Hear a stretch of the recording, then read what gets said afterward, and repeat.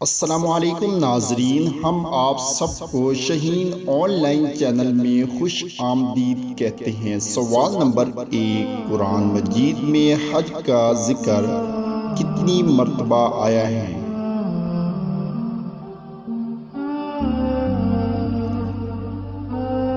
तो जवाब है नाजरीन 11 मर्तबा। सवाल नंबर 2, हज़रत इब्राहीम अलैहिस्सलाम का जिक्र कुरान मजीद में कितने मकामात पर आया है? तो वीडियो अच्छी लगे तो लाइक करें और चैनल को सब्सक्राइब करें। तो जवाब है दोस्तों 68 मरतबा।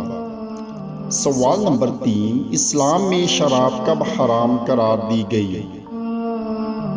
तो अपना जवाब कमेंट में देंगे।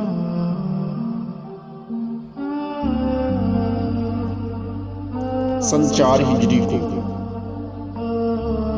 सवाल नंबर 4, बंदर के कितने दिमाग होते हैं?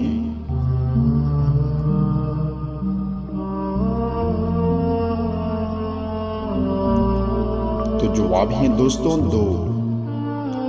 सवाल नंबर 5, वो कौन सा जानवर है जिसका गोश्त खाना हलाल है लेकिन इस जानवर को बेचना हराम है?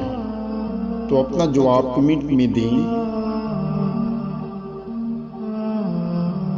तो जवाब है दोस्तों कुर्बानी का जानवर।